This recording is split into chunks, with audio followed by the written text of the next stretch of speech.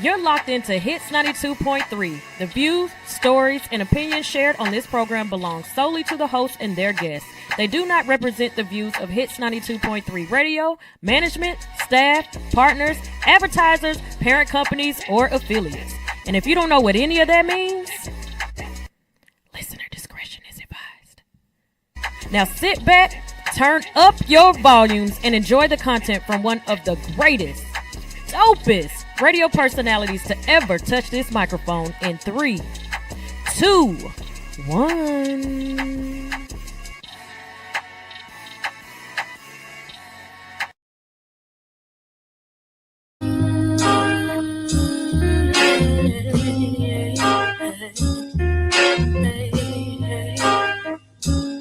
Ryan on the beat.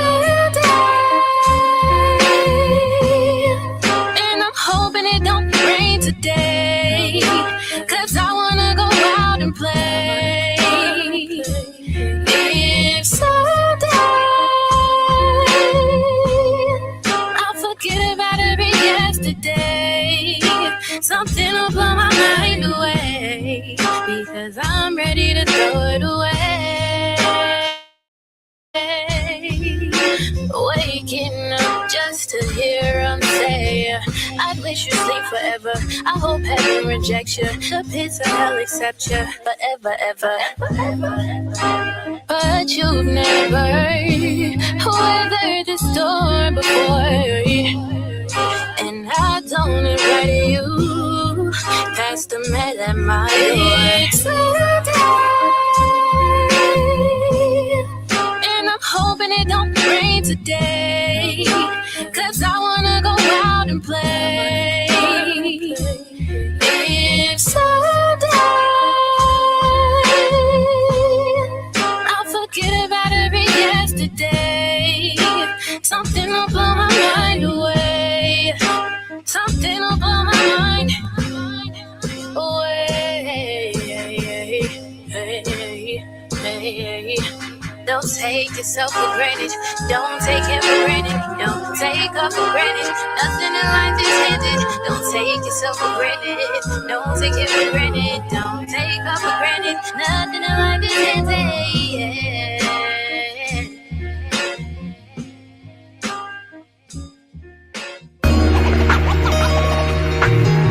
Yo. Kick it straight. Kick it straight. Kick it straight, flavor.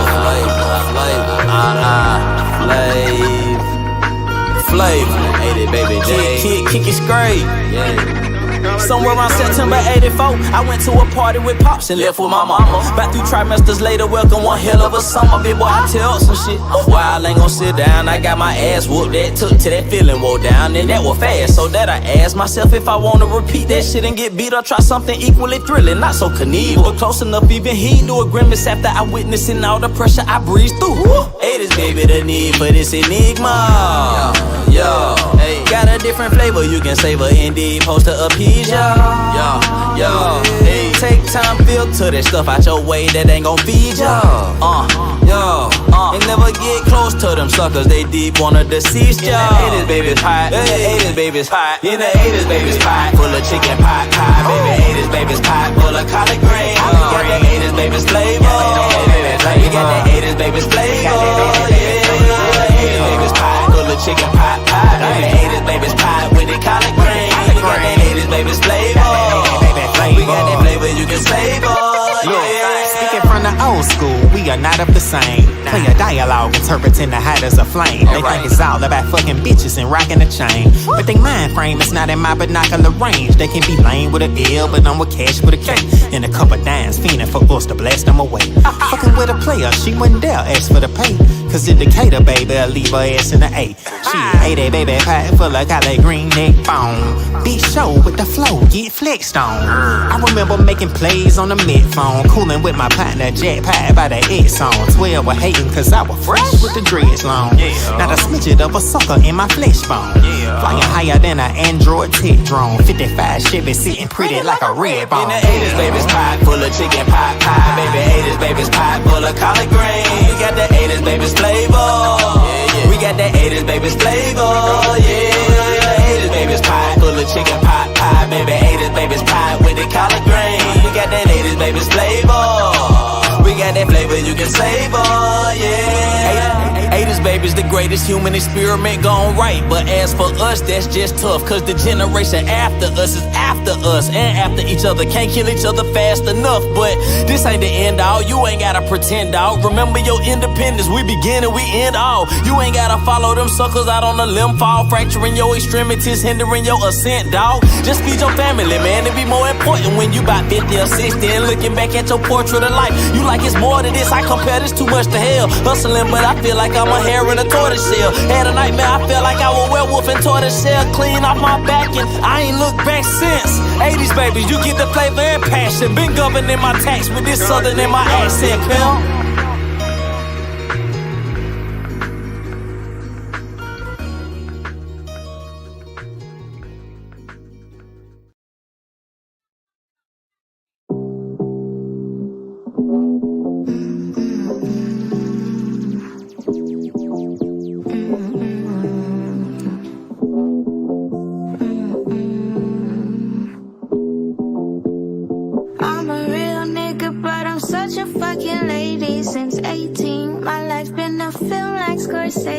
It's crazy. I am still that bitch with a daydream, a day job amazing. I'm cash contemplating. I think about the green and she come to me. Invite her over when I want some company. I love her and she got me living comfortably. I need to pick me up, I pick me up some money. I got it out the limo with eyes. I think it's in my blood to cry. Like to underline, but it's big Mindy Bow with the underline. I'm a real nigga, but I'm such a fucking lady. Since 18, my life been a film like Scorsese. It's crazy. I am still that bitch with a daydream, a day job amazing. I'm cash contemplating. I think about the green and she come to me. Invite her over when I want some company. And she got me living comfortably. I need to pick me up, I pick me up some money. I just dug your bro out and then I took his hoe out. Told me showing skin is a sin, I took some more out. Like I could give a fuck about your rules and regulations. I could give a fuck about the bullshit that you saying. I got bigger balls than any nigga you know. I take all my calls on my other cell phone. They like, oh wow, she about to blow, they late. But anyhow, nice of you to show. I'm a real nigga, but I'm such a fucking lady. Since 18, my life been a film like Scorsese. It's crazy. I am still that bitch with a daydream, a day job amazing. I'm cash contemplating. I think about the green and she come to me. Invite her over when I want some company. I love her and she got me living comfortably. I need to pick me up, I pick me up some money.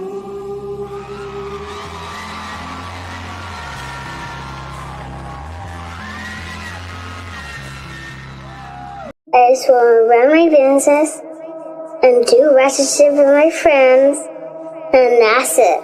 That's it.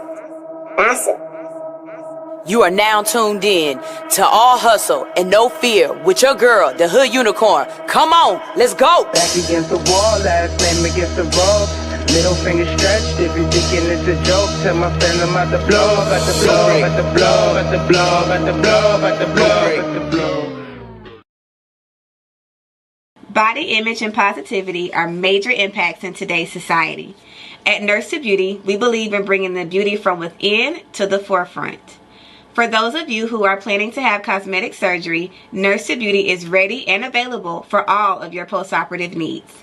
My name is Dontricia Dunham, and I am the registered nurse and owner.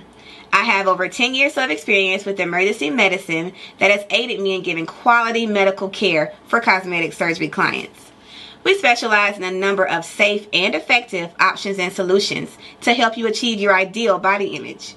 Have a one-on-one virtual consultation via phone or private suite location. Have your lymphatic therapies and all other post-operative needs performed by a licensed medical professional. Mobile post-operative services are also available upon request. Not interested in cosmetic surgery at this time? No worries. We also provide an array of body modification services to fulfill all of your beauty enhancement requests. We understand how costly aftercare can be after a cosmetic surgery. Ask about our affordable payment plans today with instant approval and no hard credit check. Log on to www.nurse2beauty.com for more information. Call or text 404-849-0260. For education, client transformations, and reviews, follow all of our social medias at Nurse2Beauty. See you next time.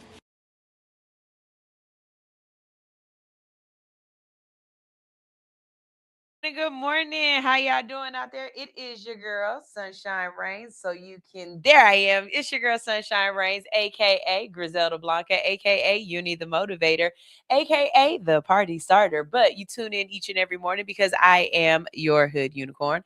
I'm here to wake you up with positivity, motivation, current events, and a ton of laughter. So, I've got a couple of different things going on today. So I've got some stories for y'all. I think Stoner is coming in. And I also have been seeing a lot of different videos on Instagram and TikTok that I kind of wanted to talk about. So we're gonna start with the first one, and we're just gonna see how this show goes. Like we're just gonna play with some things, right? Because I've kind of got an idea on some things. So, anyways, whatever. Congress introduces a bill to finally raise the federal minimum wage. A new bill in Congress could completely change the conversation around wages in America because lawmakers are proposing to raise the federal minimum wage from $7.25. We can name off so many things. I saw a bag of candy the other day that was $8. So there's that. $7.25. Think of how many items people have to in the grocery store, just specifically the grocery store, that people have to work an hour to be able to afford in the grocery store. But they're proposing to raise it to $25 an hour. A group of Democratic lawmakers has introduced what's called the Living for All Act, a proposal that would gradually increase the federal minimum wage over the next several years. Large employers would have until 2031 to reach the $25 an hour. Smaller businesses would have more time, with some not reaching that level until 2038. Now, this would be the first increase to the federal minimum wage since 2009. 2009. My son is 15. So, wow, that's just thinking about how much like everything else has gone up, and the fact that people are still trying to survive off of minimum wage. And you've got to be a nut to offer somebody minimum wage right now. Offering somebody minimum wage is asking to be stole, like that they steal from you, or that they're rude to your customers, that they come in when they want to, that they leave when they want. Like you are not getting any kind of loyalty or respect from anybody offering $7.25 an hour. You're just not. Rent has increased, groceries increased, healthcare has increased, and pretty much the entire cost of living has exploded. The proposal would also eliminate lower sub-minimum wages for tip workers, younger workers, and some disabled workers. So basically, that means that if you work somewhere like Waffle House, they can say, well, you're going to make your money in tips. So we only have to pay you $2 or $3 an hour before tips. And then when you include your tip hourly wages, that should equal up to about the regular amount of money that you should have made. Let me tell you something. That's not true either. I used to work at Waffle House. Yes, I have all of my teeth. Yes, I work at Waffle. I used to work at Waffle House, and that's why I'd be like, try me if you want to. But I used to work at Waffle House, and at the end of a week, my check, like my physical check for clocking in and out, might be $50. And that's $50 that they're still taking taxes out of. So I technically would live off of whatever tip money that I was making. And technically, you are supposed to report your tips as well and then go back and pay taxes on that tipped wage. So, yes, absolutely, they deserve their minimum to be raised as well. 20 states still use the federal 725 baseline. So depending on where somebody lives, this bill could completely change their financial reality. There are places that have caught up with the times and have raised the state federal minimum wage. Has raised the state minimum wage. This is saying we are raising the wage across the board. Now, whether they actually pass this bill or not is basically up to whether or not y'all went and voted yesterday and whether in the primaries and if y'all go vote again in the general election. Let's be honest, right? But I want y'all to also keep this in mind. As you are begging for crumbs, because that's exactly what we're doing. We only make $7.25 an hour. Asking for anything more than $7.25 an hour right now, we're just asking for just a little bit more crumbs, right? Because we definitely deserve over $25 an hour. What we deserve is y'all to take us back to 1998 and lower this rent back down and then give us $25 an hour. But I digress.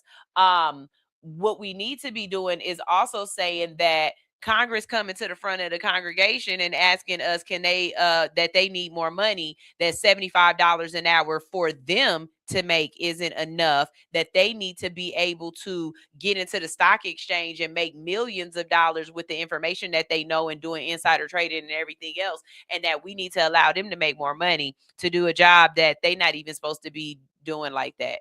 Like they not even doing a good job at doing their job. Yeah. No.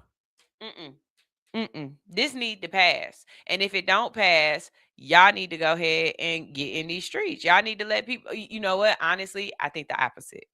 I think if this doesn't pass, y'all should stay home. Y'all not going to pay us more? We going to go home. Don't worry about it. We not going to work no more. We just going to go home. If it don't pass, don't do nothing else. Let them sit in that.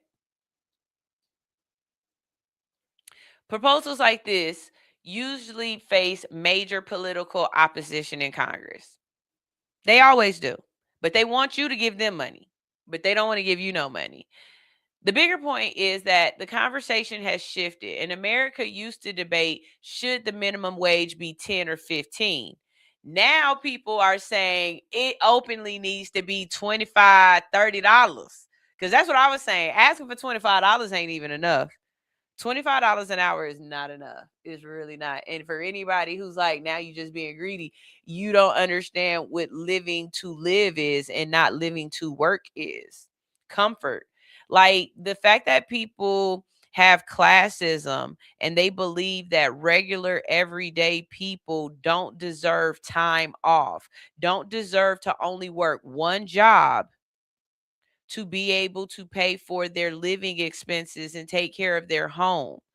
You know what I mean? That you shouldn't have to pay 90% of your earnings out to living and the government. There's no reason why my car insurance should be $400 a month and I've never had an accident. That doesn't make sense. At $125 a month for full coverage was crazy anyway.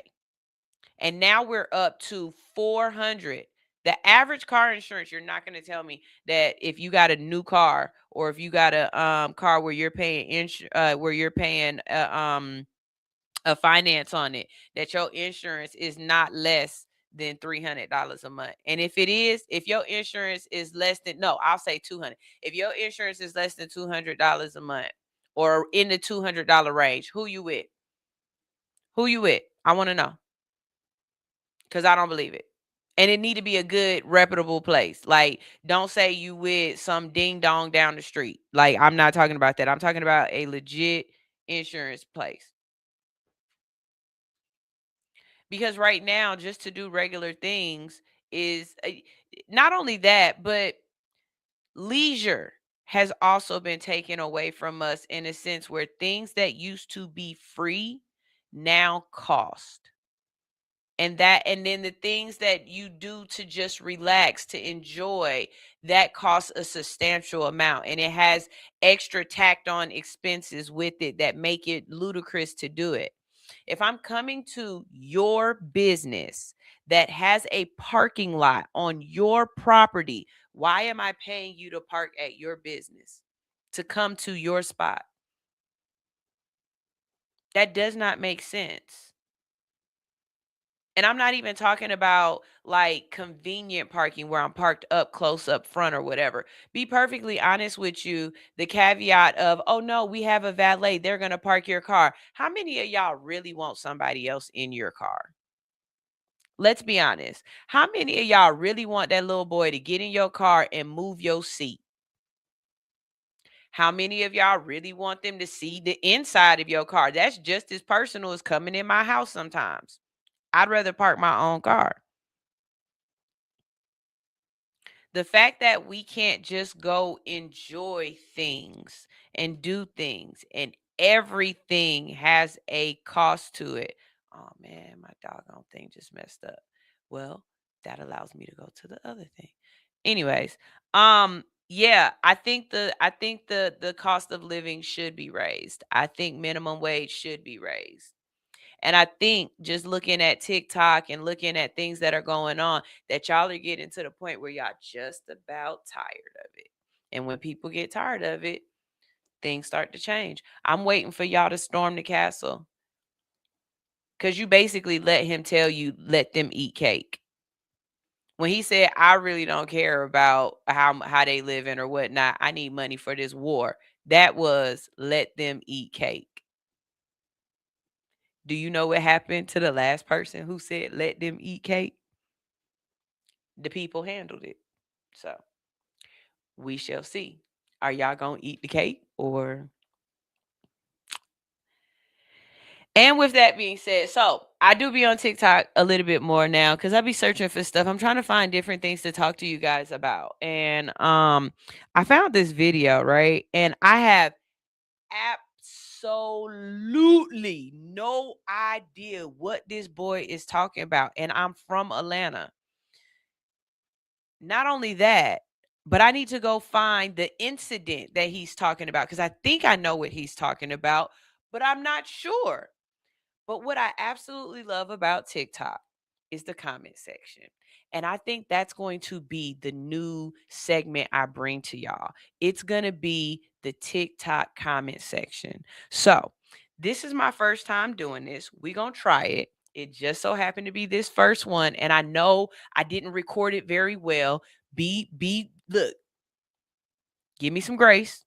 Because I just came up with that this morning because this one took me over the edge. But I know that there are other videos where the video happened, but then as soon as I started scrolling through the comment section, I started wheezing because the comment section is where the true comedy lies. Okay. So this one was on the lines of news. So he's trying to report a news. We'll see how this goes. Make sure y'all jump in the comment section for me. This is definitely a comment section thing. Jump in the comment section for me. Let me know if y'all understand what he talking about and what's going on. Oh man, did it not download that one? I don't think it downloaded that one. Okay, I gotta delete this. Okay, and then let's upload it. I had too many uploaded. Hold on, y'all. Let me find it. Okay, here it is. Okay. So we about to listen to this little boy talk about he a man, little young man. We're gonna listen to him explain the situation that happened. And what he's talking about, I'm surmising it's about a little boy another young man going missing. And I don't know. We gonna figure it out. We gonna oh, it's still uploaded. We gonna figure this out. But this is a new segment that I'm working on called comment section. I think that's what I'm gonna call it. Y'all let me know what the segment should be called. But I think this is about to be a new segment for us. Okay. I'm just waiting for this video to upload. It's coming. Give it a second. Give it a second.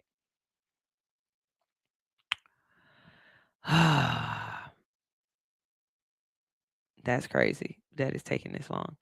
All right. While this is doing this, I'm going to play you guys a quick commercial and we'll be right back. This is All Hustle No Fear on Hits 92.3, the real definition of internet radio. Ew.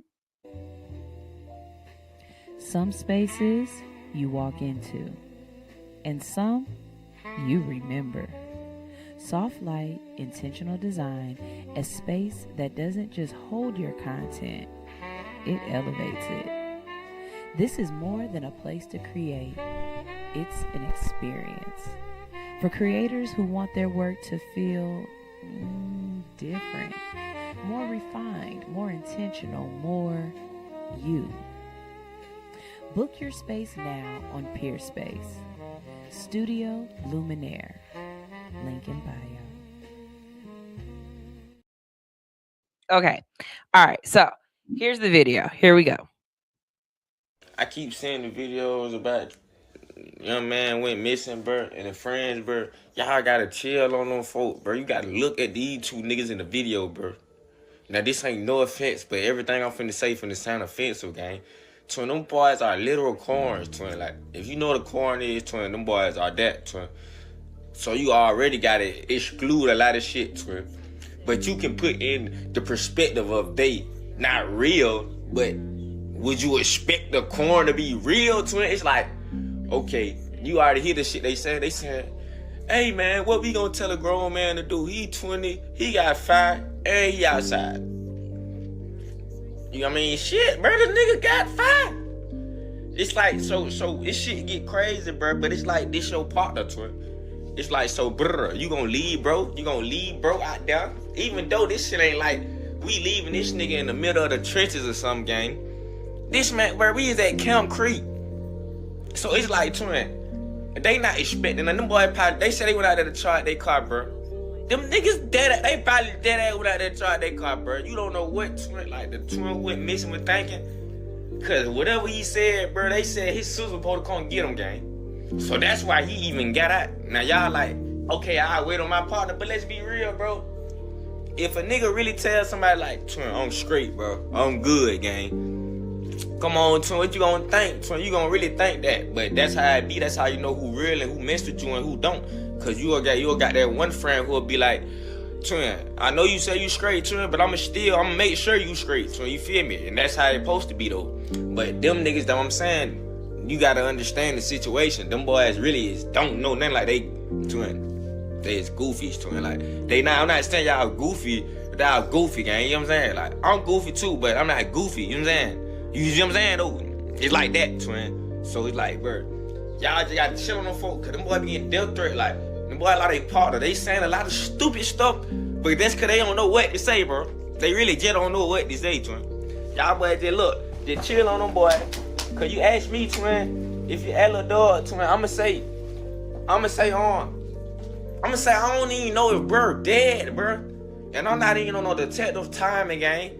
Like, it's cause like really, bro, I know Camp Creek like my hand, twin, like my hand. Like I can see the bro walking out Target, he had to walk, he had left to the DTLR over there, twin. Like I can see that, like, nigga, I can look there and see Camp Creek like this. Like I can see it, like when I'm looking at my wall, twin, I see Camp Creek right there. I'm telling you, twin. So I'm knowing, like, I think bro just was doing something he ain't supposed to be doing, bro. And got led up on the wrong scruff, bro, cause I don't think he died, bro. Cause if you were to die right there, bro, I know they say the people not using their cameras, bro, but the cameras would have picked up something so cruel like that, bro. They would have picked up a body, twin. That's why I know for a fact, bro. Somebody got him, like they really got him, bro.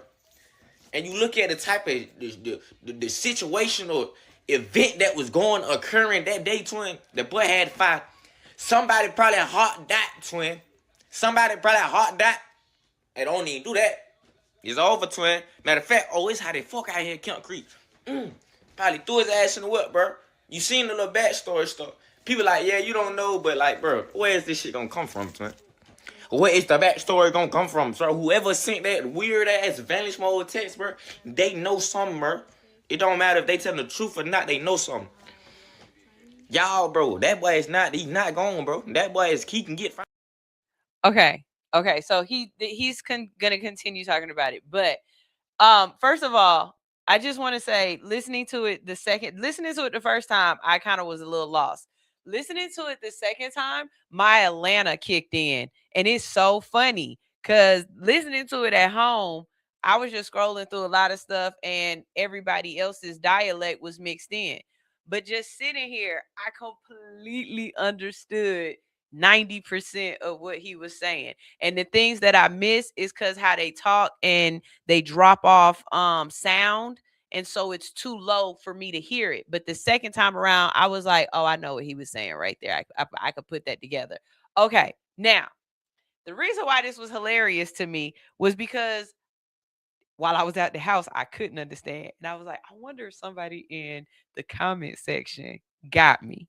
Like, I wonder if somebody in the comment section gonna come in and say what this is. And when I tell you, the comment section never fails me. Check out this comment section. Here we go. I'm gonna say, I don't even know if bro dead, bro.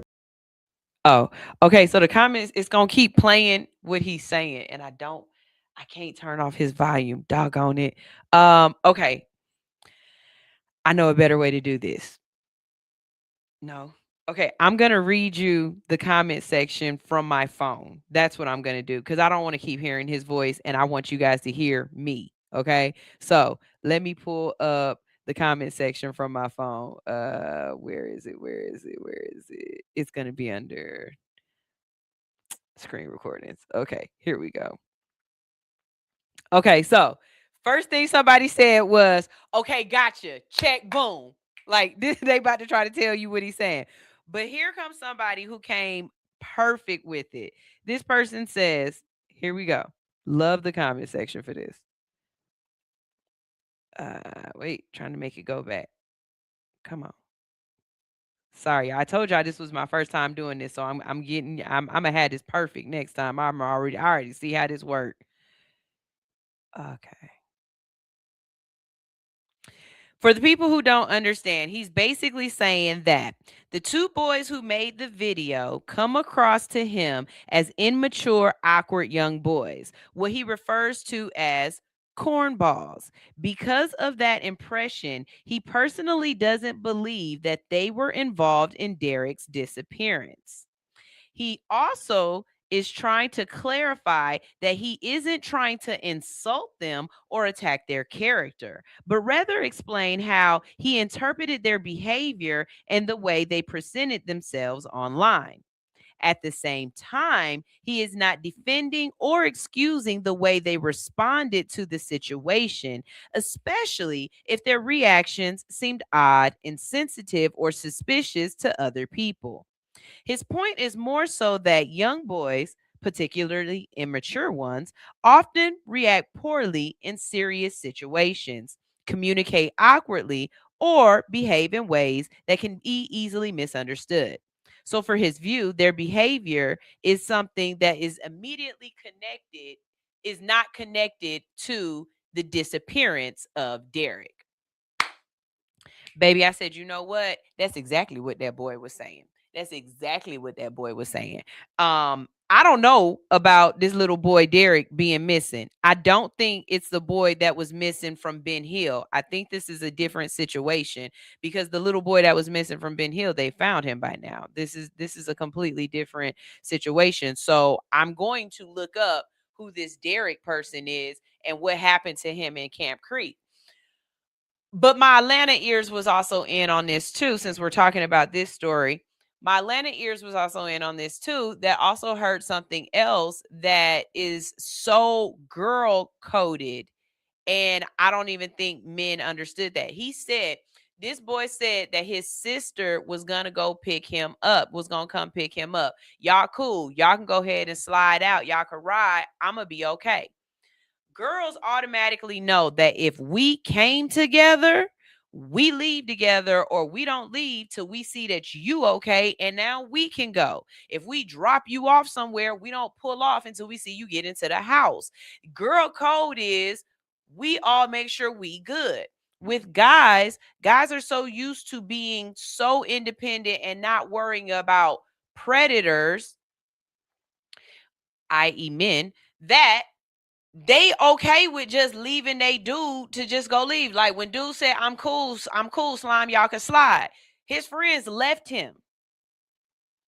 This young man is saying, if you had real friends, or everybody know that your real day ones, when you said, I'm cool, Slime, y'all could slide, they would have been like, nah, folk, we gonna stay here and wait with you. That's girl code. I don't know nobody. I don't mess with girls who don't do girl code. Like that one right there, that's a big one. I think now, and then he also said, I don't know if y'all caught this either, but he also said he had it on him. I don't know. I can't repeat it the way he said it because my brain don't hear it right now. But I heard in there where he was basically saying he had the heat. Like he's saying, little man, the dude that went missing had a gun. So we not thinking like he in Camp Creek. I got what he said right there too. That was very Atlanta coded. Nigga, ain't nobody worried about no pressure on Camp Creek. It's Camp Creek. It's not like he was in the hood or he was in the middle of the shits. Like we ain't leave him in the middle of Summer Hill or something like that, or Mechanicsville, or we wasn't down in Vine City or nothing like that. Like we was in Camp Creek. Like he's straight. If something was to pull up on him or anything like that, he had to fight on him. We left him because we thought he was cool. And he's trying to tell y'all, don't be mad at these boys because they like what y'all want from us. He was 25. Like he grown. What we supposed to tell a grown ass dude with that fire on him that's saying we good, we can slide? He's saying y'all giving these boys death threats and you shouldn't. This whole thing, like, okay, it started out one thing and ended up something else, and I love it. I absolutely love it because in real time, y'all seeing my brain work. But anyways, this whole thing is crazy work, and if anybody knows about this story, or at least knows the little boy's last name that he's talking about, that Derek missing from Camp Creek, I want to know what's going on here.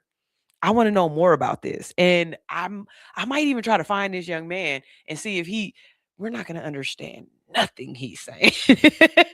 It's going to take a minute, but yeah.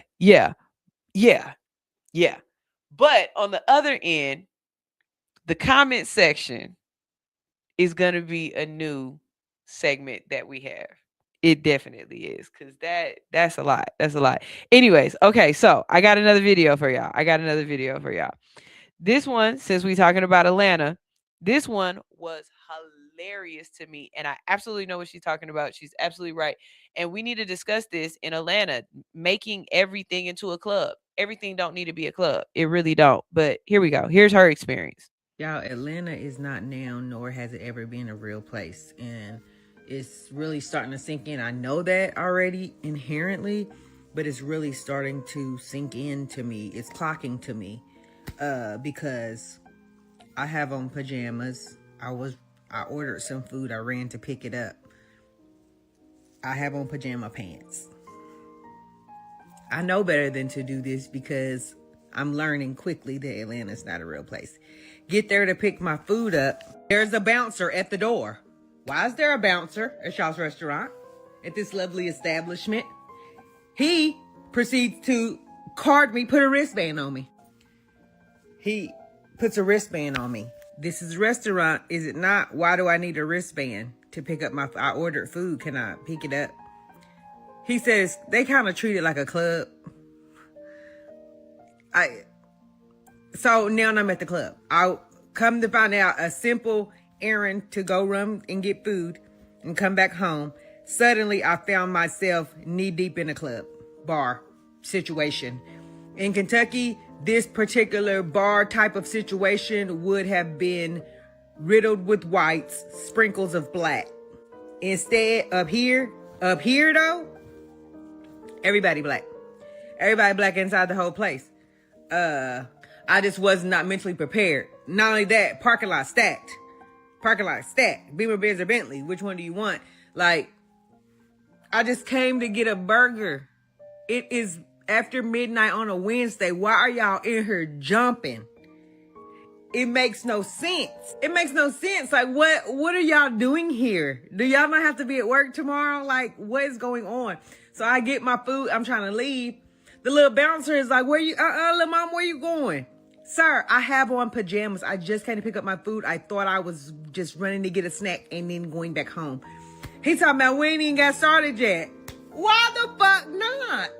It is 1 a.m. on a Wednesday. What are you guys doing in here?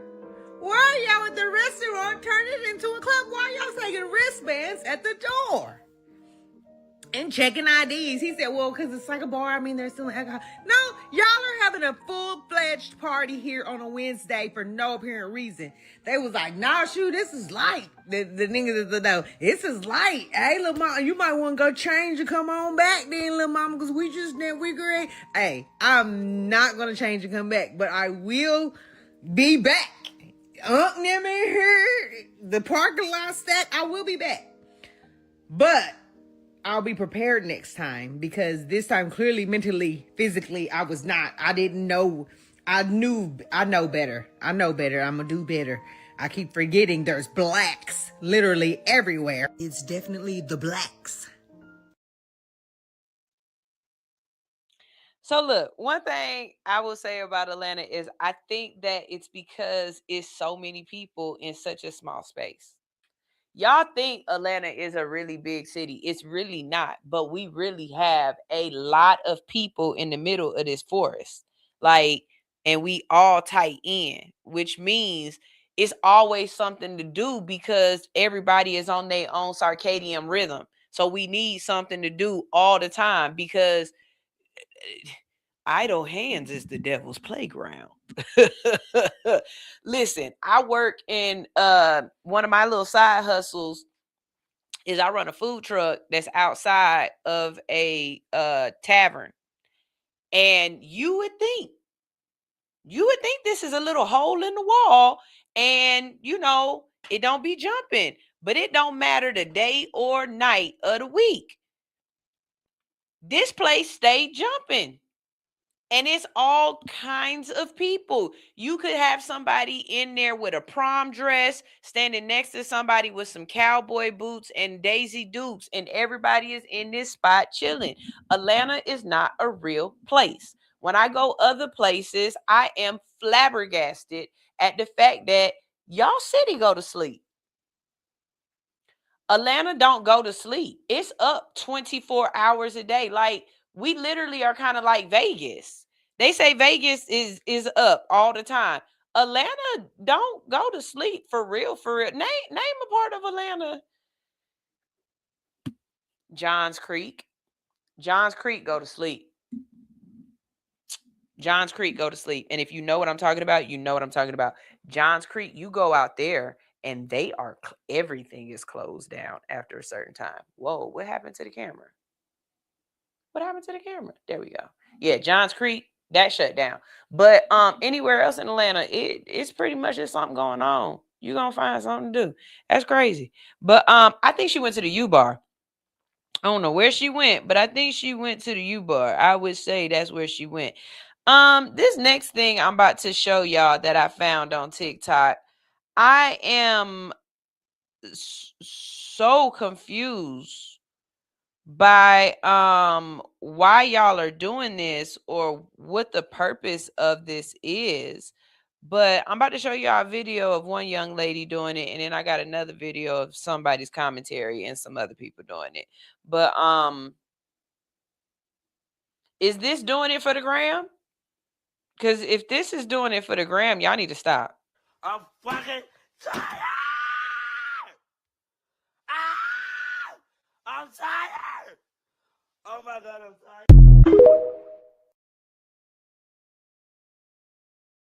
For the people who are audio and not visual, because I thought that one had something to say. Basically, there are people who are putting the most excessive, high sodium, disgusting type of foods together, and they're eating them out of the weirdest things they can think of. I've seen one young lady eating it out of a trough, basically, with a mop in it. I saw somebody else eating it out of the toilet. We just saw somebody eating it out of a wig, a used wig at that. A shoe. This is disgusting and ridiculous. Here's another video. We got another one. Hold on. Y'all ain't never seen a treadmill spicy bowl. They ain't never seen a treadmill spicy bowl before. Let's get into it. A treadmill spicy bowl. Why are you eating that? Bro, you know how nasty that shit is, bro? You know how nasty a motherfucker can really eat out of a fucking cup from Planet Fitness and it's in a fucking... Yo. On a, bro, public gym. You know, I can't do it.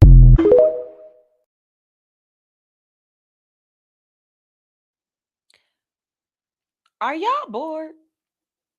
Like, this one of them times where your grandma would look at you and be like, you need a book. You need to go sit down and read a book, or you need to learn how to sew. Let's go get this baby something to do. Because if this is all y'all got to do is to waste food because you're not going to tell me you ate all of it. You're not going to tell me that. And that's something a granny would do too. Now eat it all.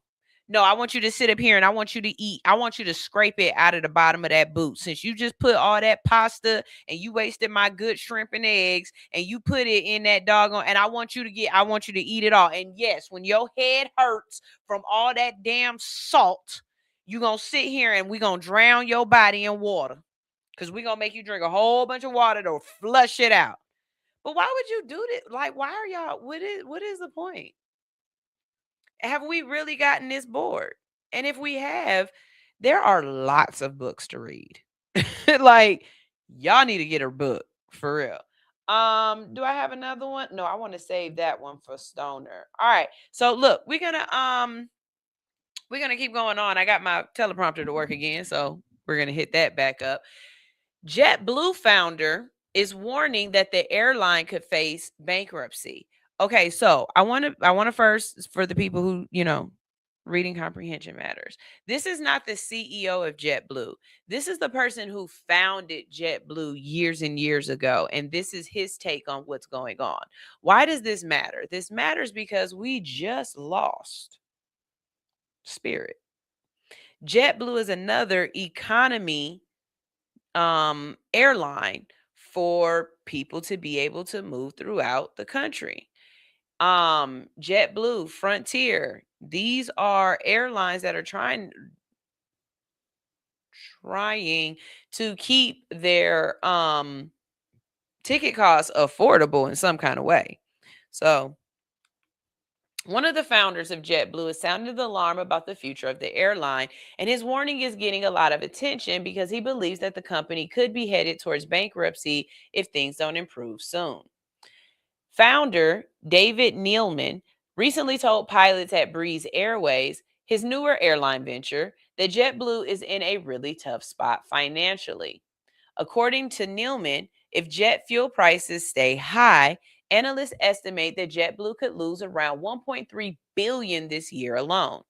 And if that happens, he says the airline could potentially be pushed into bankruptcy territory because of its growing debt load. Neeleman founded JetBlue back in 1999 and helped them turn it into one of the biggest low-cost airlines in America before leaving the company years ago. The company has reportedly not turned a profit in several years. Okay, see, this is one thing that I want to start talking about, right? A lot of these companies said that they're losing billions of dollars, that the prices of jet fuel or whatever else is going to go up. And, we see this, but we never see the people at the top losing money. We see them still getting their bonuses. We still see them doing, getting all of the perks. We still see them getting raises and everything like that. And I thought Business 101 was that the boss gets paid after everything else gets handled. If y'all are getting y'all money off the top, or you're getting your money regardless, Isn't that a problem? Like, isn't that a problem? And then also, if the business model doesn't make sense, you have to change directions, right? So if the business model of record profits every year is not actually keeping profits happening, not record profits or just profits in general, maybe, just maybe, we need to go back to the drawing board. People around the world keep saying the same thing. You'll make more money if you lower the price. I can't afford one. I can't afford one. And you're mad that I'm not buying 3. But I can't really afford the one. And then when I do buy it, it sucks. It doesn't last long. You're building it to destroy itself. You're building it to basically fall off the bone so that I can come buy another one. When what we're literally asking you for is a good quality product at a reasonable price.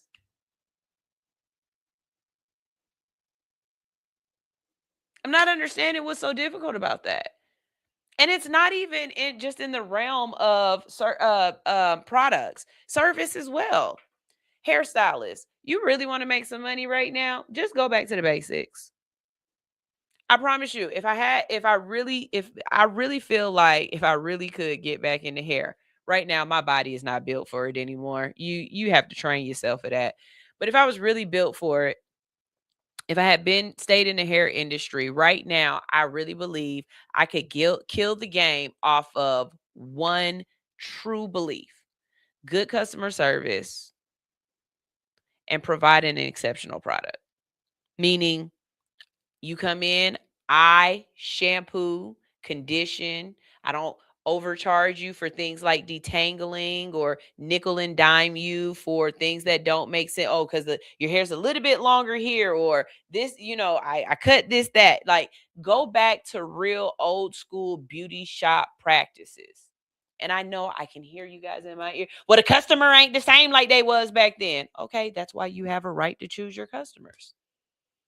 You reward the customers that come and conform to the system that you're creating. One thing about me as a stylist was I never double booked. Your time is your time. And I get it, trying to make sure you get the most. But maybe that's not what y'all need right now. I don't know. I digress. Maybe that's just me. Neilman says that one of the biggest problems is that potential buyers may not even want to take on all the debt that JetBlue currently holds. JetBlue's leadership is pushing back on the panic. CEO Joanna Guthrie recently told employees that the airline is not planning to file for bankruptcy this year, and says that the company still has access to cash and financing. So officially, JetBlue says they're still fighting to stabilize the business, but possibilities are endless. Okay. Since we're talking about places that are closing, 7-Eleven. 7-Eleven is up too. Okay. One of the biggest convenience store chains in the world is making a major move. Another sign that even businesses people think are everywhere forever are struggling to keep up with changing habits. 7-Eleven says it plans to close 645 stores as the company is trying to adapt to the changing economy and declining sales. This is what's going on. According to the company, the closures are part of a larger restructuring plan as 7-Eleven tries to modernize and compete with what's becoming a very different convenience store market. They say that not all stores are underperforming, but many locations have struggled because of people don't want to shop at the same anymore. People don't want to drive anymore. This is what they think the reasons are. People don't even snack the same anymore. That's not what it is. The issue is that convenience stores are no longer convenient. The issue is that the prices have outweighed the value. You guys have to remember that just because you put a price on something doesn't mean that I feel as though it's worth it. If I only make $7.25 an hour, which we spoke about in the beginning of the show, and you have a candy bar that costs $3, that's literally a half of hour of work to afford a candy bar. Doesn't make sense. Yes, I am a geriatric millennial. I come from a day and time where we would go to the store with $2 and come out with a soda, a candy bar, and some chips. And I know what some of you little young things are thinking. There's no way. But when the candy bar was only 75 cents, your soda was 50 cents, and the chips were you get two chips for 50 cents because they were 25-cent bags. It made sense. We're not even adding shrinkflation in there, where when we open up the bags now, it's nothing but air or nothing. You're asking people to just give you money at this point. At this point, you're not providing us with the service. You're not providing us with the product, but you're asking us to continue to give you our resources. And you're not understanding or listening to the consumer at all.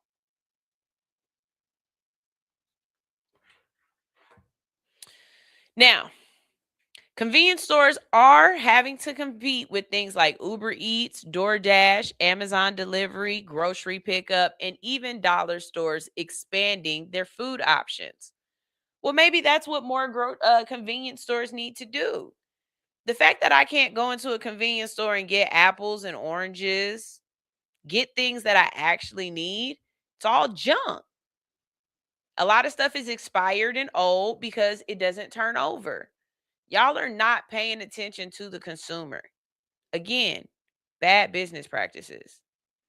And then the things that people love you for, you get rid of them.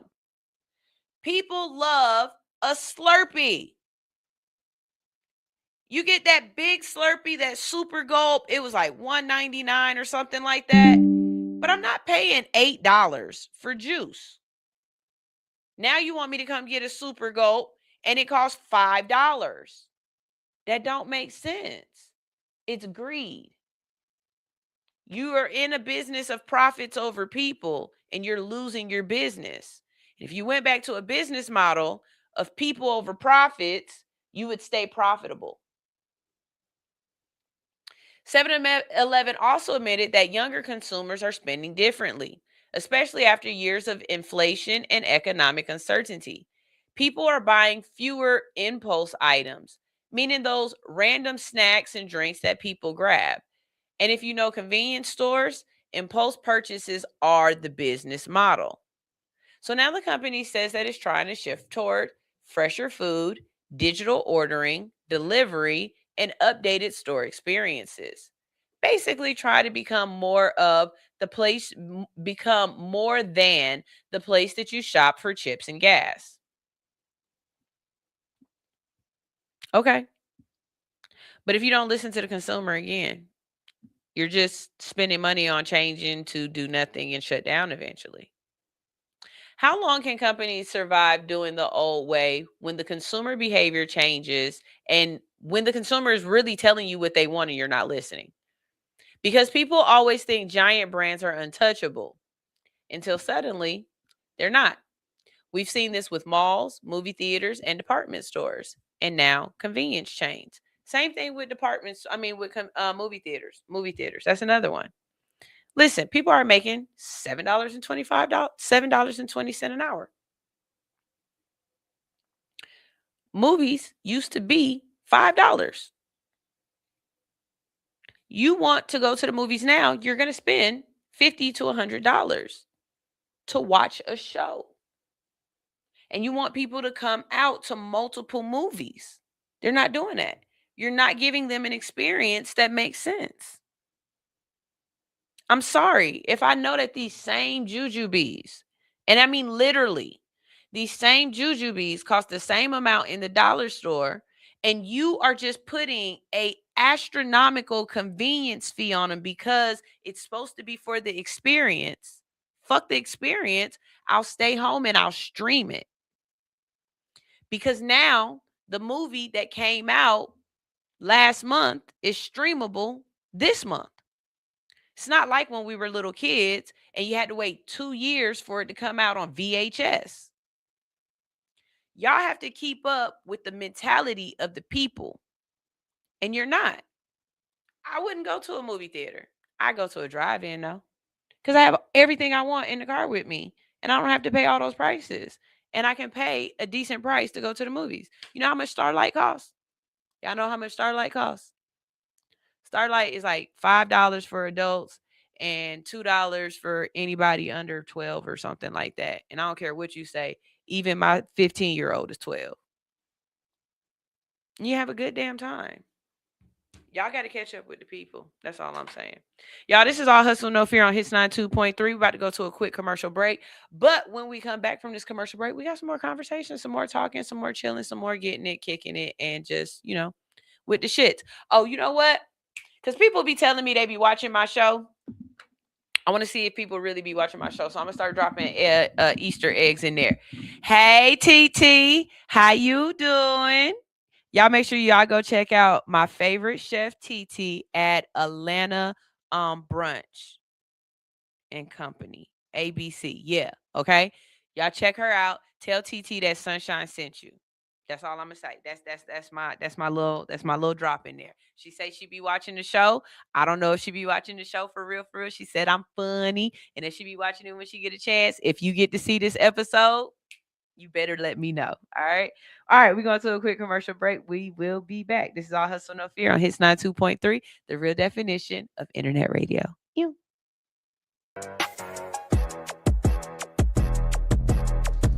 Hey, the secret's out. Hits 92.3 is now accepting submissions for brand new shows. That's right. You could become a radio personality right here on Hits 92.3, the real definition of internet radio. You don't have experience? That's okay. You don't live in Georgia? That's okay. You don't know what to do now? Now that's not okay. But your girl is here to help you out. Email us today at hits923newshow@gmail.com and tell us about your potential show with Hits. Again, that email address is hits923newshow@gmail.com. Don't be last. The slots are filling fast.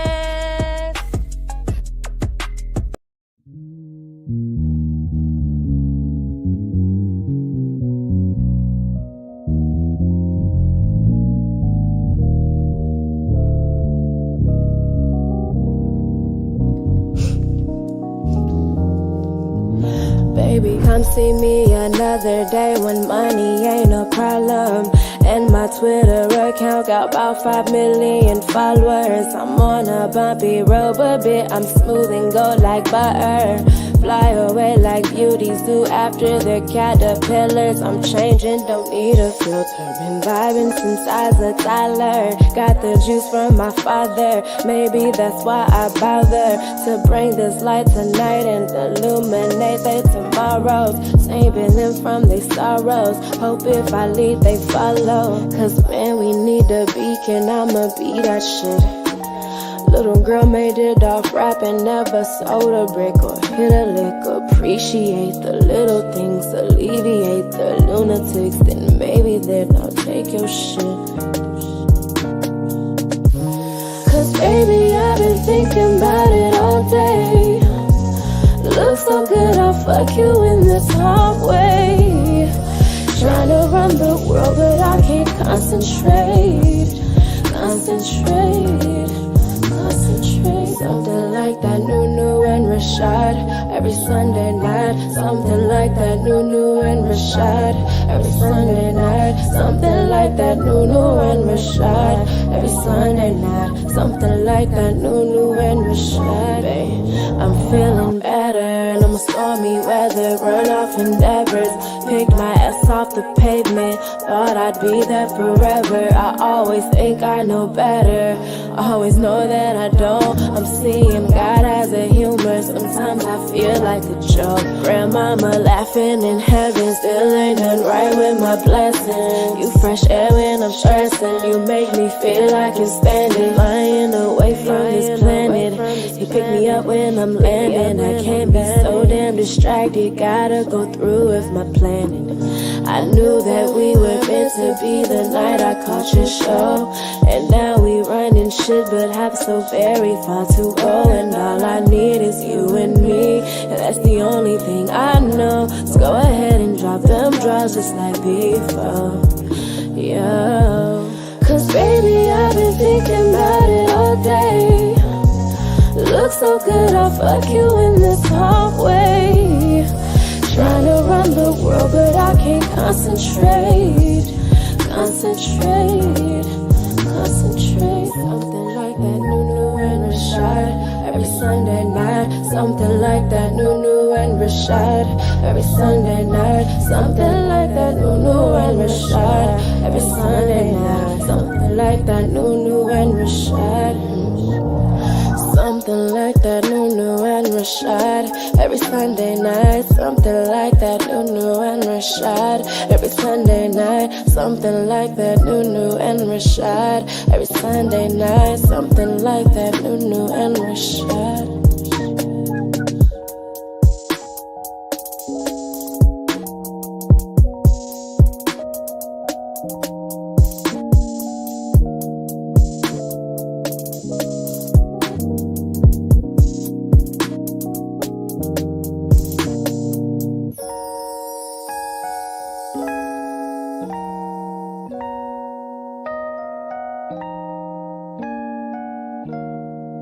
Ain't no wrong with shaking her ass, ain't no wrong with shaking her ass, ain't no wrong with shaking her ass, ain't no wrong with shaking her, ain't no wrong with shaking her ass, ain't no wrong with shaking her ass, ain't no wrong with shaking her ass, ain't no wrong with shaking her, ain't no wrong with shaking her ass, ain't no wrong with shaking her ass, ain't no wrong with shaking her ass, ain't no wrong with shaking her, ain't no wrong with shaking her ass, ain't no wrong with shaking her ass, ain't no wrong with shaking her ass, ain't no wrong with shaking her. Ooh, I done said I made it. Looking like I took my whole wave, then the baby. Your favorite rapper in here that my son helped me raise him. I'm just playing army flow, I'm going back to basic. Keep that rapper shit, I just wanna see you shake it. I don't never go nowhere, these people out you crazy. But I'm here tonight, I guess you my special occasion. She said, boy, I'm cuffed up, my nigga, he don't play it. I said, fuck the pig, if you bringin' home the bacon. I ain't here to scare you, baby, no, my name ain't Jason. I just like to talk some shit, I'm not the one for dating. But promise me that we can keep it secret like the Masons. Bedroom pool, ain't nobody gotta say shit. I'm a paying customer, and this ain't even day shit. She said, damn, I shouldn't, but it's the way you say shit. I said, that's the cater, and me, east side of the A shit. And I told her, ain't no wrong with shaking her ass, ain't no wrong with shaking her ass, ain't no wrong with shaking her ass, ain't no wrong with shaking her, ain't no wrong with shaking her ass, ain't no wrong with shaking her ass, ain't no wrong with shaking her ass, ain't no wrong with shaking her, ain't no wrong with shaking her ass, ain't no wrong with shaking her ass, ain't no wrong with shaking her ass, ain't no wrong with shaking her, ain't no wrong with shaking her ass, ain't no wrong with shaking her ass, ain't no wrong with shaking her ass, ain't no wrong with shaking her. Drika, Keisha, the Tiffany. Girl, you trouble, and I need y'all on it here for me. I need the inspiration, bless the visual. Oh man, what happened? Something I saw on Facebook yesterday. Hello? Like, really? Is that so? Why aren't you in the video? Oh no, I guess. What happened? Okay, hold on. No. Went to a different thing. Okay, go ahead, talk to the people. There we go. There we go. Okay, there we go. Sorry, y'all. I run my own studio. Okay, so, hey, Stone, how you doing? I'm doing okay. I'm here today. All right. Well, I found something I was like, this is something I would love to talk to Stoner about. But you said you wanted, you had something. Go ahead. You go ahead. Yeah. Okay. Mine, I think, is going to end up being petty. Oh, okay. Okay. Yeah. All right. Well, I'm just going to play the video and we just going to go from there. Cause this is my first time hearing this concept. I'm just going to play the video. Here we go. Okay. There's peer-reviewed research about something that nobody in the Black community wants you to talk about, and really nobody in any community just wants to hear, period. I've been a night shift cop for the past 8 years in one of the biggest cities in the United States, and I guess I'm speaking about this difficult topic because somebody has to do it. If you don't create a framework around certain social issues, then it's just really hard to identify them as a problem that needs solution. There's peer-reviewed research about something that nobody in the Black community wants you to talk about, and really nobody in any community just wants to hear, period. I've been a night shift cop for the past 8 years in one of the biggest cities in the United States, and I guess I'm speaking about this difficult topic because somebody has to do it. If you don't create a framework around certain social issues, then it's just really hard to identify them as a problem that needs solutions. Black men of a certain socioeconomic status are deliberately sabotaging contraception, refusing condoms, or intentionally impregnating Black women to keep them from leaving. And data documents that this happens at more than double the rate reported in white relationships. 60% of Black women reported their partners doing this to them. Only 24% of white women reported the same. It's the same study under the same conditions. The racial gap is not subtle and just should not be ignored. One woman in the study described her partner calling her from jail and telling her, "I tried to get you pregnant so you wouldn't leave me." This isn't speculation. These are documented experiences from real women. They also did a men's study where the researchers went and interviewed men directly. Young Black men in Baltimore, 26% admitted that they've done this to a female partner. Some describe it openly as dominance. One man told his partner he did this specifically to make clear he controlled whether or not she got pregnant. This is all called reproductive coercion, and it's a form of intimate partner violence. And it actually works. It's not just a behavior, it's a strategy. A longitudinal study followed Black women ages 18 to 24 over 12 months and found that women experiencing reproductive coercion had measurably higher pregnancy rates within just 3 months. The coercion was producing the intended result. And unfortunately, from my perspective as a cop, here's where it gets worse, because the law doesn't really help women in these situations. You know, there's so much I can do about other forms of intimate partner violence. Almost everywhere in the United States, there's mandatory arrest policies, protection orders, all sorts of stuff. But coercing or tricking a woman into a unintended pregnancy, most of the time, it's just very difficult to legally defend women against this. The biggest problem here is that most women don't recognize this as a form of abuse, which is exactly why it just keeps happening over and over. And now these men who are forcing you to carry a baby use that pregnancy and the child as an excuse to have access to your body, to your housing, to your resources, but rarely do they ever provide anything in return. I can't really think of a solution, but at least if more young Black girls become aware of this issue and can kind of point a finger at it, then maybe it becomes a pattern that they can avoid. Hate on me if you must, but this all had to be said. Be safe.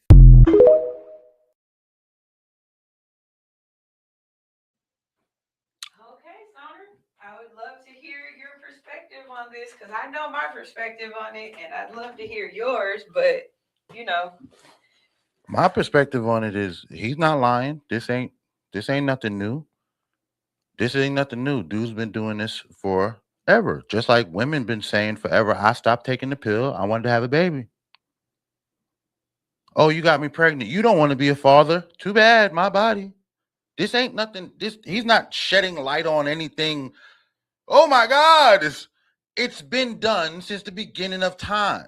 And it's on both sides of and the it's aisle. on both sides. And this is exactly why I wanted to bring this conversation up, because I wanted to also bring up just the fact that this is somebody that is not a part of the African American community. It don't have to be. And no, but Go ahead. this is somebody that's not a part of the African American community. And for somebody who has, like, somebody who is watching this, who could probably see themselves in or find something in within his dialogue that relates to them, now you're going to create some sort of discourse in this person, and they're like, oh wow, well now you You coerced me into this baby. You made me have this baby. And it's another way or another form of finding ways to create division with this male versus female conversation. Because immediately I can say I'm a part of that same situation in ways, but there are other ways that you can say, well, but on the other end, we did this the other way. Like it goes back and forth. The man who is making the video is from a ethnicity where women don't have rights. Don't have an opinion and don't get to choose who they marry. No, exactly. Don't get to choose who you marry. You cannot get an abortion. You cannot kill a child. If a baby dies, he might get rid of you and get another wife. Focus on your people, dog. Get deep into your culture and where you from.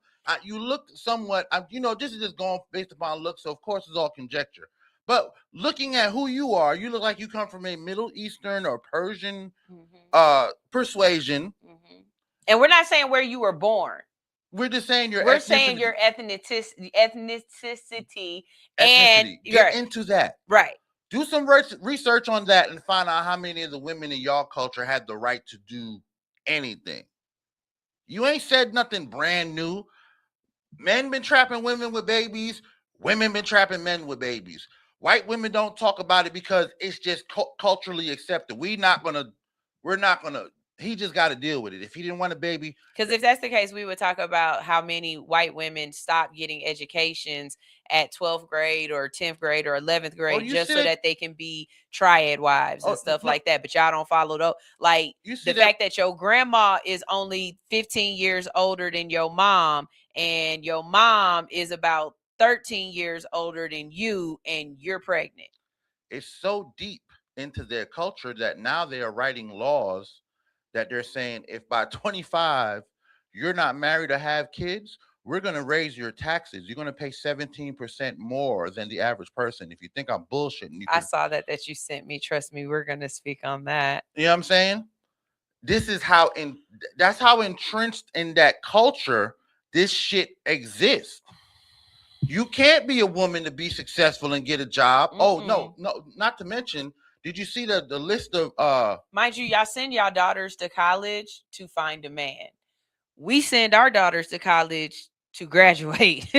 Like for real. Depends on who you're talking to, because there's definitely black mamas sending their daughters to find a man. Really? Yeah. Good for y'all. Well, it's a different league of people. Right, exactly. Look good for y'all. For real. Because I've always thought that was bad too, though. Because it's like you teach the girls that are in the hood with the boys that don't have nothing, you need to get a man. But then the girls that are actually going to college, that are being around a different caliber of men that would be better to be with, you're telling them, focus on your studies, don't worry about these boys. It depends on who you are in the spectrum.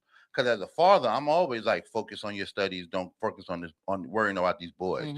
But I know there are mothers out there who like, it would be great if there was someone. That's why when a father meets a good man and he's taking care of his daughter, we like, high five, nigga. Yeah. Now I don't have to take over. Nah, I ain't got it. You know what I'm saying? Yeah. So it's all about where you are in life. But it wasn't blatantly out loud laid out in the black community for a long time. Now it's been a lot more. Hey, you're gonna go to this historical black college. Hopefully you meet your husband of your life, get your degree, you and him hook up, y'all have kids, and we're definitely changing the narrative. Yeah. Do you think that we should be more like Middle Eastern countries that do the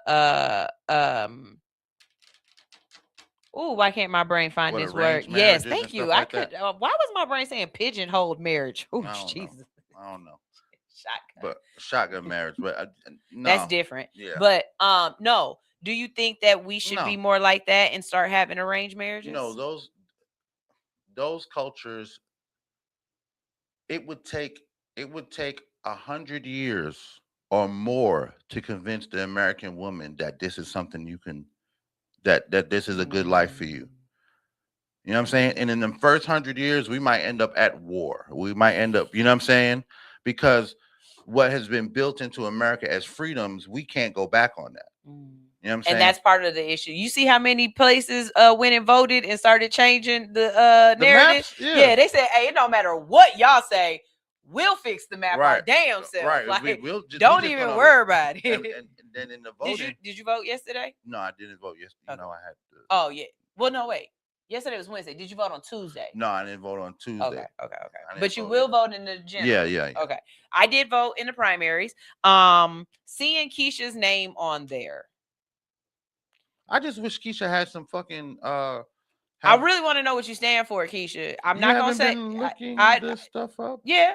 No, but I'm just saying I want to see it like out. I don't feel like maybe it's because of the things that okay, I don't watch TV. Then Google it. No. That's not what I'm saying. I see a lot of ads from everybody else, and I haven't seen no Keisha ads. I want to see more Keisha ads out there. Oh yeah. And I think, and I said that to you the other day, I think Hulu might be Republican because all my ads that come through Hulu. Yeah, but she didn't use the ads. So how is she like, what is she doing? She just used her notoriety and she told you to go look her up. Okay. And that's what people are not doing that they need to. Look Keisha Lance Bottoms up. She has her platform on Google. Okay. In her platform. That's what I was about to say. I wish that your platform had more reformation for marijuana laws. There are none. Oh, okay. There are none. There are a few mentions of it, but there was another candidate, black dude, who I was like, if he win the primary, this dude has got a whole referendum. I can't remember his name, but he didn't win the primary. Yeah, but he had a whole referendum. You know, that's something that is impactful to me, something that I worry about, things that I vote toward. Okay, so on her page, I went straight to her page. That's where you were talking about? Okay, bet. So she said she's got a healthcare plan for a healthier Georgia. She has her housing agenda, which is focused on bringing costs down by building more housing and lower moving projects faster. Okay, I don't agree with that. She got a preschool. I'm gonna tell you, I don't agree with that. What? I don't like we keep building housing. First, let's start with the housing we already got. Let's put people in it. And make the people lower the rent. Right. Not just lower the rent. Cap it. Not just lower the rent. Lower the price of the house. That too. The rent is up. The rent is up because y'all keep raising the price of the property. It's right. And there's nobody's buying houses, right. So everybody's moving into apartments. So it's more demand. So you raising the price. So look, fix this. Start there, Keisha. Start with the pricing. The price of before you build something else. We don't need nothing else built. Right. Let's fix the pricing. The price of a home is ridiculous. Ridiculous. And 100,000 ain't even low no more. No, 100,000. That's a basic. That's a bungalow. That's what I'm saying. 100,000 ain't low no more. Low is 400,000. Right. That's the low. That's ridiculous. And that's ridiculous. And you know the stats across the country say that there are more than it's like 2/3 more houses than people. Meaning that more people are moving out of the houses and then into apartments. And another problem is your Mima. Your Mima holding on to the house because she want to get a good She thought it was a good investment back in the day. Now the house worth $200 million, and she don't want to sell to a starter family because they don't deserve her house, and she want to get the most money out of it. And Mima ends up selling it to a doggone corporation. Why Mima don't get her money though? Mima been holding that shit. The problem is because for us we can't afford it. It don't make nobody's buying it. It's just sitting there. That's part of that 600,000 houses. I feel you, but on the same time, Mima was smart enough to hold on to our house, not sell it, not let the corporations get it. We can't afford it. That's not Mima's fault, but this is her investment. Right, but you've ballooned the amount that you want to make far out. Mima didn't balloon that. The economy around her. Right. But so she should get. They all together right now. They all in it together. That's what I'm saying. That's what the separation would be. If you bought a house and held on it for 40 years, you need to get the return of your investment. You fix the roof, you fix the yard, you fix the plumbing, you didn't sell it. You should. That's the American dream. But it shouldn't be so inflated to the point where you can't actually create the dream have the dream. No, I know that's not Mima's fault. That's what I'm saying. Keisha, we need you to fix it so that people can actually enjoy the dream. Right. They can't do it right now. Mima, that is the dream that used to be America. You know what I'm saying? It's not the America now. And there should be an off-road, a ramp off for her to get out of that shit. And the only thing is, it's like it's like major league sports. Oh, the only people who could, you know what I'm saying, get these athletes got millions, but they don't give a fuck about these kids, but they're the only ones with the money. Nobody give a fuck. This corporation from fucking Dubai or some shit, they don't give a fuck that Mima been holding on to this shit, but they the only one who got the money. Mima need to cash out. I feel sorry for everybody else who can't move into Mima house, and that's you hand it down to your children. But your children ain't shit. Your children gonna sell it. The children don't. And it's just a big kerfluffle. Yep. Okay, so she also plans to guarantee universal pre-K and make it. I like that. That was just about. But I think it should be. Wait, is it pre-K? Yeah, it's been so long since my kid. Stoner. My daughter graduates from elementary school tomorrow. I know. When this girl graduates from elementary school tomorrow, this would have meant the amount of generational curses that I'm breaking just in this is crazy to me. Right? Elementary school? Yes, because I went to at least 4 different elementary schools. I went to schools in different states. You know what I'm saying? The fact that my daughter is at the same exact school that her brother went to, has some of the same teachers, has the same principal. I gave my kids stability that I never experienced. I've been at this elementary school for over 10 years between the 2 kids. Question though. Have you ever been evicted from a home? My mom told us about a time that I was, but I was too young to know what was going on. Right. I will be honest and say outside of that, my single mom she did. And if it was a situation of us getting evicted, I never knew. We just moved. And I thought we were moving.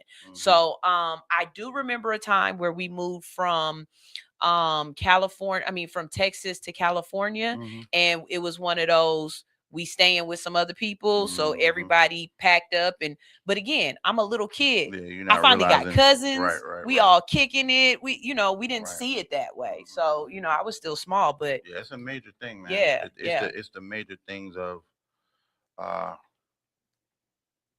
just being able to provide things for your children that weren't provided for you, and that's the. But to me, so how do you feel about the pre-K? Huh? Right. I was just about to say that. That's what I was about to talk about. That's what Mandami is doing in New York. So it can be done. It's not. And then didn't he also extend the time of school? Is he working on that? It's somebody. All right, so he's extending for public schools. He's extending the hours that they're open, so that kids that need to get dropped off earlier or need to stay late, the parents are not paying for early care or aftercare. And haven't I been saying that's part of my 10-point plan as Sunshine for President for 2055? I've been saying this. Does it make sense that school is from 7:45 to 2:30 when most parents work from fucking 8 to doggone 9 to 5? They work a 9 to 5. If they work work construction, their job starts at 6 or 6:30. I can't get my kid to school, and I'm not there for them to get off. And I don't have anything to do for them to do after school. And you want us to have more kids, but it costs way more for you to watch the kids after school. My boss won't let me off early. And not to mention, everything y'all do with the kids is right after school. Call me at 2:45 again, talking about y'all got something to do with the kids at 4:00. And you know that Atlanta traffic don't allow. I don't know why nobody to get nowhere at 4:00. Like my son has to be. He gets out of school at like 3 something. The bus drops him off at 5 something, and then his band practice starts at 5:30. So he got to go back to the school. So when he gets dropped off, most of the times I'm sitting there waiting for him to take him back to right back to the school. So why he can't just stay at the school Because and wait for? they don't have anywhere for him. Because it don't make no sense. It don't make sense. no fucking sense. Don't make no. You want to know something that don't make no damn sense? Sit all of them in the auditorium and wait for your next work on your homework. Right, Practice, whatever your pull next. Your Right. Whatever you about to do next, band, I'm track not and in field, whatever you about to do next. Stretch. You can wait. All you kids can sit for about an hour and a half, and then your teacher comes in and say, "All right, band kids, let's go. All right, track and field, let's go. All right." There's no efficiency here. It doesn't make sense. I'm gonna tell you another thing. Do you know Georgia is doing testing this week? Mm-hmm. It's the last week of school. Yeah. Why are you testing the kids on the last day of school? He has testing tomorrow for a class. The last day of school. They do that so that they can say that they tried to teach the kids all they could until they had to take the test. Because when they start failing the test, well, you didn't go over it enough for them. No, sir. We from this day to that day, we have a work. We waited to the very last minute to take we these took tests. the very last minute. We gave them all this. Now Georgie may not need it, just like my kids don't need it. But my son. No, I asked him. I said, "Are you? Is this a retest? Is this the first time you're taking the test?" He said, "No, it's the first time I'm taking the test for the end of the class." Why? This should be for the kids that missed it. He was like, nah. Nah, they just do it. Back in the days when we were younger, the testing would happen early enough so that you could just have the rest of the school year to just do something else, learn other stuff, go over what you already learned. But we knocked this out the way. Y'all ain't got to stress about this no more. We done with that. That's y'all because got at it. that point, the teachers are like, all right, we done took the test. Whoever gonna pass, who gonna fail. Now we just coast on the rest out. A lot of these school systems started getting in trouble because kids weren't passing the test, and y'all was trying to get these fucking extra kick it days. You know what I'm saying? So the school districts had to double back on that shit and realize that, hey, we got to use all the time we can possibly use, get these kids tested, and then ultimately walk away from it, because you can't blame us for nothing. We put all the time we could.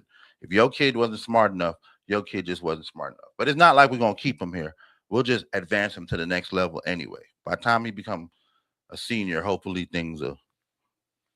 You see that kid that got yeah, I see there's nothing on here about cannabis. Right, that's why I said. That's why I said. Like, you completely missed the cannabis conversation. Yes, there's nothing on there. Wow. You know what I'm saying? So that's why I was like, while I appreciate some of the things that she has on there, and I would vote for her, there's nothing. Do you think she's going to end up being one of those? It's a vote for the lesser of the two evils. Who, Keisha? Yeah. Definitely. Like, I'd rather vote for her instead of voting for this Republican that we know is going to do gerrymandering and all this other stuff. I think that she's actually from Atlanta, the core of the city. So having her in there and having her think for what it will be. This for Georgia. City, for Georgia, this city represents a small Democratic hold of a more rural Republican state. Right. So if you're the governor of the Republican state, there's more representation of us, and whether you're there or not. Whether she don't have to, you know what I'm saying? Yeah. She don't have to be the mayor of every damn county. She's the governor of the whole state. So if some shit affects black people in any part of the state, I would imagine that, hey, we may have some representation. If some shit affects liberals or affects like if she was the governor at the moment, we wouldn't have a redistricting. Right. I know a lot of people. I'm thinking of Sean, security guard from our bar. Yeah. Oh God, he vehemently hates Keisha. I mean, and so I'm wondering where it comes. Like, what is it that she did that people just really are not wanting her to be governor? During, she was our governor during COVID. And something that no one has ever been through. Right. No other governor has been through COVID, and we will never go through something exactly like that again. Because at least if we go through it again, we have a baseline of what happened before. Keisha didn't even have nothing that happened before. We ain't never seen this sweep through the city like that. And she was trying to make decisions that made sense for the information that she had. And the way that people are just so like, but she didn't do this and this. But I mean, you can only know and do but so much. Leadership comes with a very heavy price because people who aren't in leadership always have an answer. But when you're actually in the chair, you have to make different, you know what I mean? I don't know. They don't have answers. They have judgments because of There we go. I like that. Because of where they don't having answers mean that you can contribute to fixing the conversation. The problem of the conversation. Right. You don't have answers. You have judgments, and they're based upon what you have as information from your side of the table. And your exact feeling of how it affected you. Right. This and not the community. Right. So there's things that she did during COVID that people didn't care for, and I think that she did a good job during COVID based upon not having any, like you said, prior information. Right. There's no history, no real history for you to go on for a metropolitan city. Now, if we was in New York 1959 and we got hit with COVID, well, y'all could look for maybe 100 years before when New York got hit with black plague or some shit, you know what I'm saying? Or smallpox, or smallpox outbreaks and stuff like that. But for our lifetime, they just didn't know. You know what I'm saying? And a lot of people still, the way some people talk about the way that they treated the homeless, the way that they treated, how they shut down businesses and wrote people tickets and stuff like that. They enforced laws that essentially closed some businesses. Some businesses never recovered from it. And so that some industries that's a feeling that they have, and it's specifically towards her when it was just her trying to keep. But again, if on the other end, if thousands of y'all would have got sick and died, y'all would have blamed her too. They blame thousands of people did die. They do blame her. Yes. Because remember, I do know that thousands of y'all. I mean, on a scale of where it would have been. Remember, Atlanta still had clubs going. Right. And they blame her for that. Because I was at Bonfire. I know. They blame her for that. Why didn't you send the police to shut Bonfire down? They blame her for that. Why didn't you send the police to shut these restaurants down? They blame her for that. Sweet Lounge is open. They blame her for that. You know what I'm saying? Atlanta is on both sides. The side of people who feel like they were too strict and too crazy, and then the side of people who feel like why would we still accepting? We didn't do enough. Why were we still accepting people from Africa through our fucking airport? Why? Oh, okay. Wait a minute. So let's please, because we only got like 8 minutes, not even 8. Hantavirus. Tell me, what is your take on this ship? I just want to know. I'm not even gonna say nothing. Just hantavirus. I mean, I think it's another. All right. So, oddly enough, right, 2 years prior, a fucking medical facility in Australia was robbed and loses their hunter. They don't know where it's at. They don't know where to go. They don't know where they think they got destroyed. It probably did. We probably threw it in the fire with the other Nobody stuff, wanted it. but nobody, wasn't keeping up. Wasn't my favorite thing. You know what I'm saying? And then out of nowhere, we have this case of hantavirus that they really don't have. You can't, again, just like COVID, you can't pinpoint where this shit came from. You don't know where, you know what I'm saying? Okay, so and then with that, I did hear at this point, everything is conspiracy theory. Okay, everything is conspiracy theory that's going to come out of my mouth. Okay, so I saw one video where this man said they did find out where it came from, that one of the people that was on the boat was a ornithologist, and that he had been to a island with birds or something. No, not an island, to a trash dump. He went to a trash dump because that's a great place to go bird watching. And because of all of the fecal matter and everything like that he contracted it, that it takes 2 weeks for it to present. And so within that 2 weeks, he got on the ship and then was contagious and infected everyone else. And that's how it happened. So there's that one.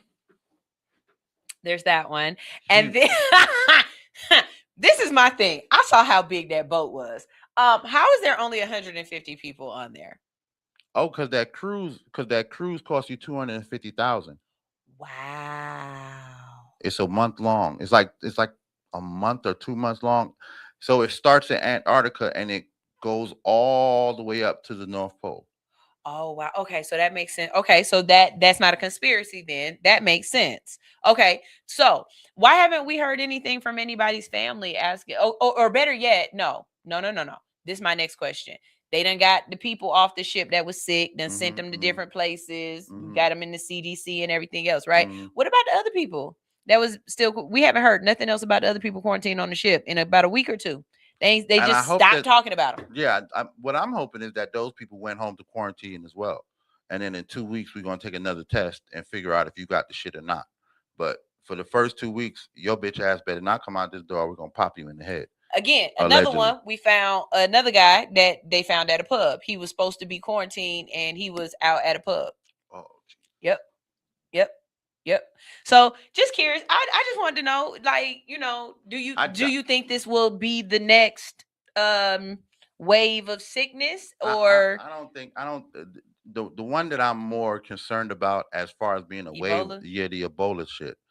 That the hantavirus shit is kind of like, remember when that was it monkeypox or something like that? That was popped up after COVID, because people are so worried and I feel like when these things happen, people key in on it. The government gets involved. Everybody has Munchausen. Right. And we're gonna shut this whole shit down. The reason why we ain't heard from these people is because they probably under some government surveillance, and there's people sitting out their yard talking about, hey, where you got to go? You know what I'm saying? You need to go to the grocery store. We'll get your groceries. If you leave this fucking driveway, we're gonna pop you in the head. I promise you. You know what I'm saying? That's where I see America handling it and some of the other countries. You know what I'm saying? But I guarantee you, if he was in a pub, this is some kind of British. Oh yeah, it wasn't over here. Yeah, it wasn't yeah, over here. yeah, yeah. It wasn't over here. Yeah. Those governments. Yeah, they different. They different. They different. Yeah, we got to get out of here because. No. All right. One more question. Okay, go ahead. All right, so I saw this shit on Facebook. Okay. It's gonna be stupid, but I showed this shit on Facebook. Bitch talking about she been in her bed all night. Her husband, her dude keep trying to goddamn blase do some stuff from she said 9 p.m. to 6 a.m. and she pushing them off or whatever. Is that rape? Did he take it from her? No, she doesn't say he takes it from her, but he said it got to the point. It got to the point where she just fine. I'll just go ahead and do it and make you leave me alone. No, she doesn't do it. So where's the rape come in at? She said it got to the point where things were almost inserted and stuff like that. So he was trying to force himself on her? What is the view on that? I mean, I think it's a gray area in my mind, because there's definitely been times when I've been woken up to, hey, I wanted to do this, whether you wanted to do this or not. You know what I'm saying? And once I'm awake, it's like, all right, well, fuck it. You know what I'm saying? And as well, I've been the person, hey, I wanted to do this. You know what I'm saying?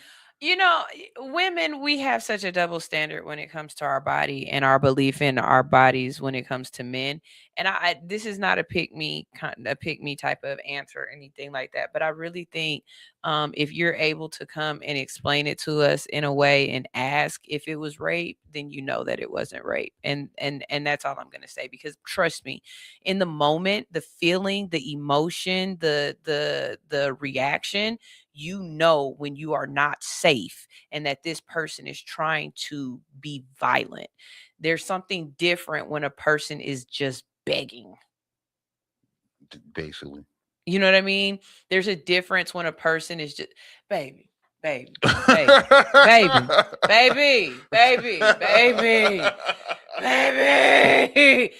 is completely different from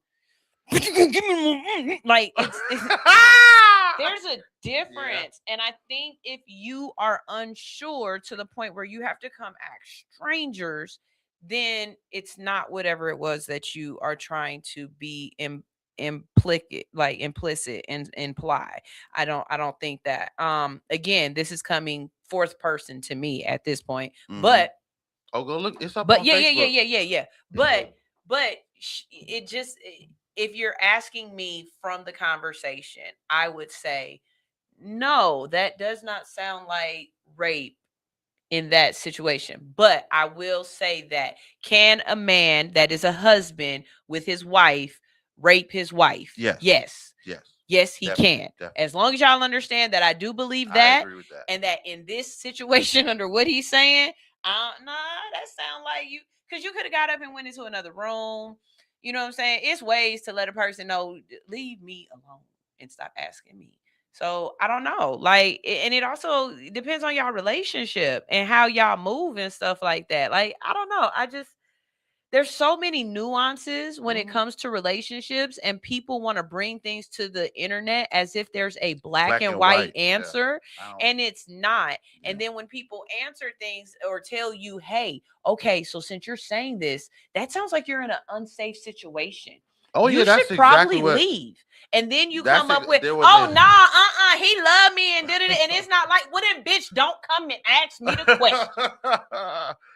There were quite a few people who Because what is started we with, talking about? there was a whole litany of, especially women, oh, this is sexual assault and rape. And then there were some women who were like, yeah, you might not like this nigga like you think, because the nigga I like is. It don't matter. It's going down. You know what I'm saying? Like, nah, man, I can't. Put the red towel in, bitch. Let's go. Like, it's going down. Like, it's going down. And if you ain't feeling him like that, then yeah, I could get it. I could get it. But on his end, nigga, stop asking and turn her on. I mean, you could have turned on some R. Kelly and stuff. It seems like you read it. Like, put on the silk drawers, bro. You know what I'm saying? Like, go wash some dishes real quick and be, hey, baby, I wash the dishes. See if she, for real? See what happens. Like, my answer to that is I done, you know what I'm saying? Roll a blunt and be like, can I put this on your ass and smoke it off your booty? Like, I don't know. Try something different. That's true. I agree. But as a man, I've seen way more muumuus and goddamn bonnets than I ever seen lingerie. And I still bust down. Right. That's you know what I'm saying? Wait, grandma had the muumuu on and never had a problem getting pawpawed and put it down. Right, exactly. That's what I'm saying. We're different people. When the pendulum swings the other way, it's like, hey, you don't have to do none of this work. Oh, okay. I see what you're saying. For you to get what you asking me for, whether I've been working 30 hours and y'all body different. What's this? I mean, that now body's very different. Body's very different. And y'all even say it that women have sex with their brain. You gotta turn their brain on. I don't know. I don't believe that. You don't? No. I'm absolutely a You know how many times I done bent the motherfucker over in a stairwell? or at a party, or but trust me, y'all was talking about it or did something got her there before then. No, you like me. You like this. And we got 5 seconds with nobody around. Hey, nigga, I was thinking ain't nobody here. Go goddamn drop down. I don't believe that all that shit about it's for me when it comes down to a relationship, especially when it comes down to a relationship. You like me. You like me. Mm-hmm. I don't ever want to, like, even in that case, because even with that situation about the rubbing and late night, I ain't never been a take nothing from nobody, nigga. You know what I'm saying? You like me. I shouldn't have to ask. Right. It should just be. If I woke you up with it, it's because I believe that you liked it. You like this. When you're not when you awake, you love this. You know what I'm saying? And I've never had an issue with, oh man, you woke me up and I'm just no. You know what I'm saying? Now, the one person who I did had something happen to them when they were, and so it made sense. So it made sense. It was a past trauma. Yeah. But that person still woke me up on some. Yeah. Anyway, I just had to get you. All right, y'all, we got to get out of here, but we've got the GOAT Shop coming up. It is a Thursday, and you already know we've got an amazing lineup on the Hits 92.3 platform. All you got to do is go to Hits 92.3 Atlanta.com and no, 923 Hits 923Atlanta.com to listen in to any of the shows, or visit Hits 923 Atlanta on YouTube to watch any of the shows, or you can go to their respective pages and tune in. Up next is the GOAT Shop. Of course, he's going to be talking about GOATy news. That's anybody who's just doing GOAT shit. Who won last night? Anybody play last night? Yeah, OKC won last night. Shit. Come back. This is All Hustle No Fear on Hits 92.3, the real definition of internet radio. They're just going to win because they've already been paid to win. I just believe that. Boy, just be yourself. If people don't like it, if you're being yourself, fuck them. Tell them again, fuck them. Yeah. I'm trying to tell you. I'm me, ho. That's all I can